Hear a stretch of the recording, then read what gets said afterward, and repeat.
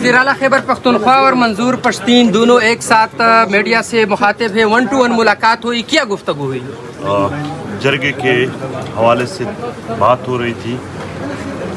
پرامن طریقے سے انشاءاللہ پختونوں کا جو جرگہ ہے وہ اپنے ہی مقام پر اپنے وقت کے مطابق وہاں پر منعقد ہوگی. اس سے پہلے بھی پختونوں نے جتنے جرگے کیے ہیں پرامن طریقے سے کیے ہیں اپنی اسی روایات پر.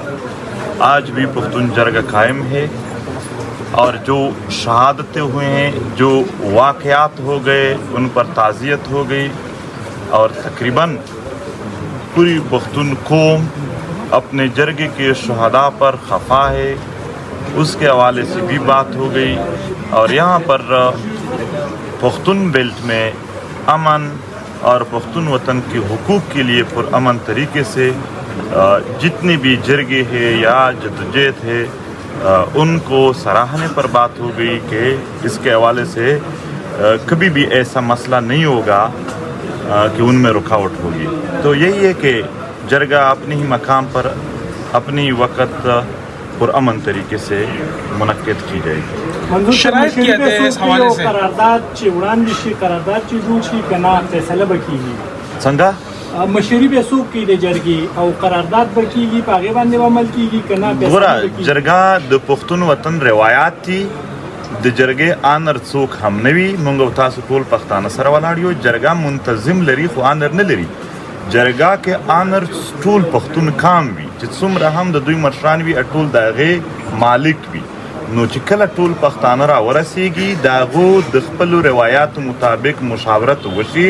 هغه مشاورت پس به دوی خپل مطالبات او دیگی حل څنګه ویني په هغه باندې هلته خبره وکړي. سی ایم صاحب, یہ جو نقصانات ہوئے ابھی منظور پشتین کے سامنے, آپ اس بارے میں کیا کہیں گے؟ اس کو سزائیں ملے گی؟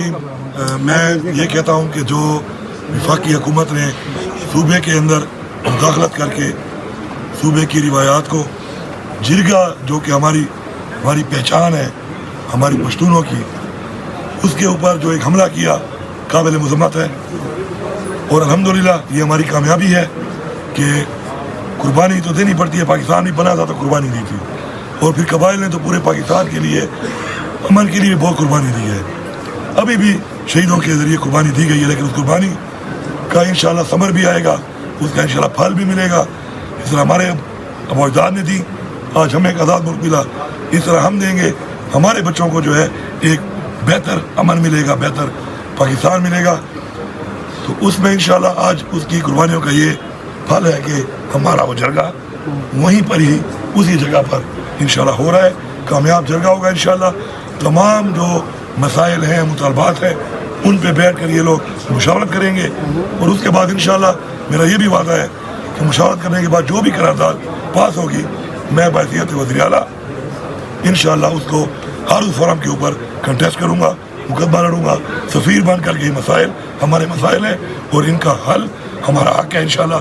اور بحیثیت علی امین بھی انشاءاللہ میں وعدہ کرتا ہوں کہ میں انشاءاللہ یہ مسائل حل کرنے کی 1-to-1 ملاقات ہوئی, کوئی شرائط رکھی گئی ہے مذاکرات میں کہ یہ مطلب شرائط وہاں پہ ہوتی ہیں بھائی جہاں پہ دل میں کوئی اور بات ہو.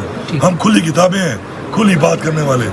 مجھے بھی آپ جانتے ہیں اور منظور پشتین کو سب جانتے ہیں. کھلی باتیں جو سارے پیڑ میں کرنے والے لوگ ہوتے ہیں ان میں کوئی شرائط یا ایسی معاملات والی بات نہیں ہوتی. ہاں کچھ مشورہ ہوتا ہے, کچھ مشورہ ہوا ہے انشاءاللہ اور وہ اس کے حساب سے ہوا ہے کہ جگہوں کو کس طریقے سے انشاءاللہ, کیونکہ میں میزبان ہوں اب, تو کس طریقے سے میں اپنی سرحد سے دے کے ہماری یہ دعا اور کوشش ہے کہ ہم سب لوگ جو یہاں پہ ہیں اللہ ہمیں کامیاب کرے. جو مہمان آ رہے ہیں یہاں پہ ان کی اچھی میزبانی ہو, اللہ ان کو خیر سے لائے اور خیر سے ان کو بھی گھر لے جائے اور اس جرگے کے جو مطالبات ہیں جو مقصد ہے انشاءاللہ اللہ اس میں کامیابی دے. منظور پشتین سے کیا مطمئن ہے آپ اس جرگہ ہماری روایت ہے اور ہم کریں گے. اپنے نوجوان شہیدوں پر مجھے افسوس ہے مگر ایک بات, ایک پیغام اس وطن کو برباد کرنے یا اس وطن کے بدخواہوں کے لیے ہے کہ اس وطن کا ہر شہید جو گزشتہ دہائیوں سے ہو رہے, چاہے وہ صحافی ہے, چاہے وہ طالب علم ہے, چاہے وہ سیاسی پارٹیوں کے نوجوان یا قائدین ہے, چاہے یہاں پر وکیل ہے, ڈاکٹر ہے, مدرسے یا اسکول کالج کے طالب علم ہے, چاہے عام عوام ہے, جتنے شہداء ہے کل کے شہداء تک ایک کا خون بھی پختون کام کسی کے لیے نہیں بخشے گا اور سب کا حساب کتاب انشاءاللہ ہوگا. لیکن یہ حقیقت ہے کہ اس کے لیے ایک جرگہ ہونا ضروری ہے کہ جرگے میں لوگ اپنا پیغام لے آ سکے, جرگے میں اپنے حساب کتاب, جرگے میں اپنے غم اپنے درد کی بات کر سکے, اس کے حوالے سے وہ اکٹھے ہو کر ایک مشاورت کر سکے, اور اس کے لیے مشاورت انشاءاللہ جرگے کے ذریعے ہو جائے گی. بہت شکریہ آپ سب. Thank you. P T M کو کالا دم قرار دیا گیا ہے, اس کے حوالے سے کیا کہیں گے آپ؟ پی ٹی ایم کو کالا دم قرار دیا گیا ہے وفاقی حکومت کی طرف سے.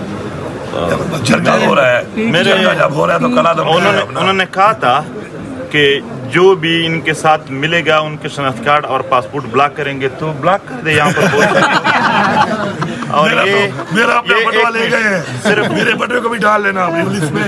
میرا بٹوا بھی لے گئے, شادی کارڈ اس میں تھا, شادی کارڈ یہی تو میں بات کر رہا تھا کہ ہم تو مظلوم کا ڈیٹا اکٹھا کر کے اس کو پیش کر رہے ہیں, تو جتنا ظلم آپ لوگ کے ساتھ ہوا ہے وہ بھی پیش کریں گے. اور یہی کہ وہ اس پر اگر شناختی کارڈ اور پاسپورٹ بند کرنا چاہے تو دل سے, اگر یہ سارے صحافی اور جو نہیں حاضر وہ ان سے پوچھ لے, وہ بھی ہمارے ساتھ کھڑے ہیں, پورے پختون بیلٹ اپنے جرگے کے ساتھ کھڑے ہیں. اور بین کی بات ہے, انتہائی ظلم ہے ایک پرامن تحریک کو دہشت گردوں کا تحریک کہنا. وہ لوگ جس نے پوری عمر یہاں پر دہشت گردوں کی معاونت کی ہے, ٹریننگ دی ہے, ان کو یعنی اماجگاہیں دیے ہیں, وہ سب کھلے عام پھر رہے ہیں. یہاں پر احسان اللہ احسان جیسے لوگوں کو بھی بنگلے دیے گئے, مگر وہ پی ٹی ایم جس نے ہمیشہ امن کی بات کی, ان کو دہشت گردوں کی لسٹ میں ڈالنا یہ ظلم تھا, یہ جبر تھا اور انتہائی ظلم تھا. یہ صرف ہم نہیں, آپ نے دیکھا ہوگا کہ پورے پختون بیلٹ نے اس کی سخت مخالفت کی, سارے سیاسی پارٹیوں نے, کہ یہ غلط ہے. وہ ظلم کر رہے ہیں, وہ جبر کر رہے ہیں, لیکن ایک بات ہے, ہمارے سینے بہت چوڑے ہیں. ہم نے شہیدوں کو یہ ظلم جبر کو بڑے ہی کھلے دل سے برداشت کیا. ان کے لیے یہ پیغام ہے کہ ایسا نہ ہو کہ جب آپ کی باری آ جائے تو آپ کی چیخیں آسمان تک پہنچ جائیں.